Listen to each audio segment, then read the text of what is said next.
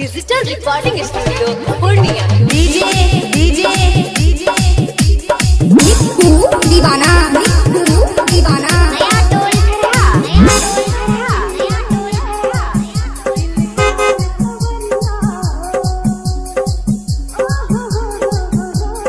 Simply Kushwaha Dilip digital recording studio Purnia.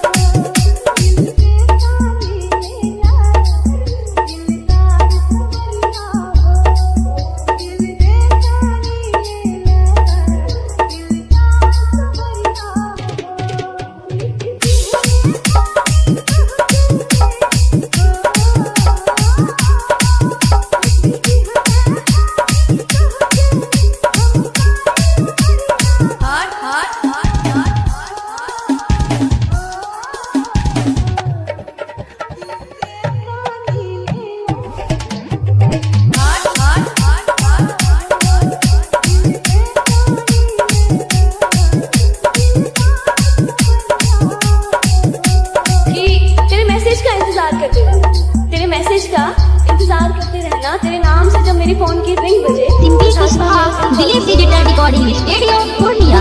जब भी तुम इन आंखों के सामने से ये नजरें तुम पर ही आके रुक जाना। तुम्हारा मुझे देखकर बस मुस्कुरा जाने से मानो मेरा दिल का ना बन जाए। तुम्हारे चेहरे की उदासी देखकर मेरा दिल का तुमसे बात करने के लिए तड़प। हाँ, शायद मुझे भी तुमसे प्यार था, पर वैसा नहीं जैसा तुम मुझसे किया। डीजे डीजे डीजे दीवाना दीवाना नया टोल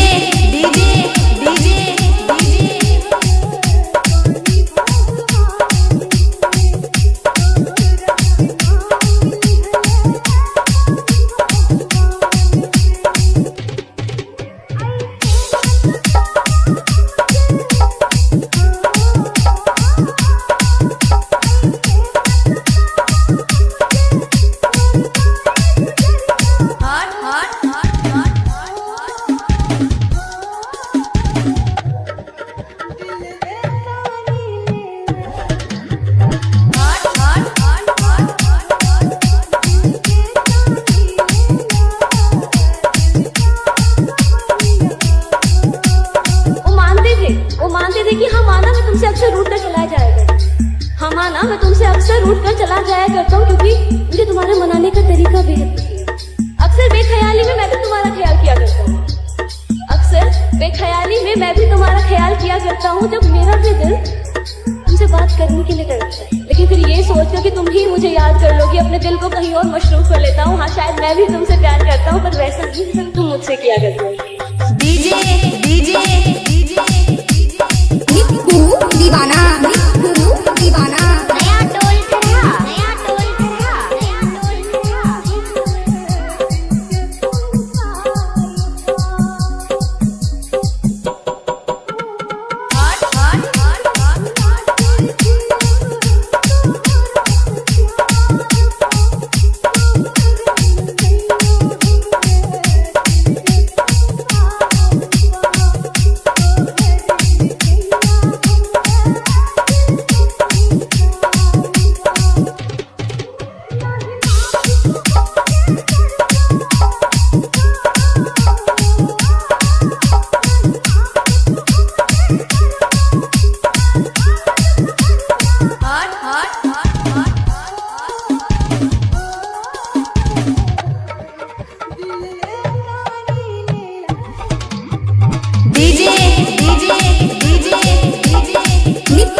दीवाना दीवाना नया टोल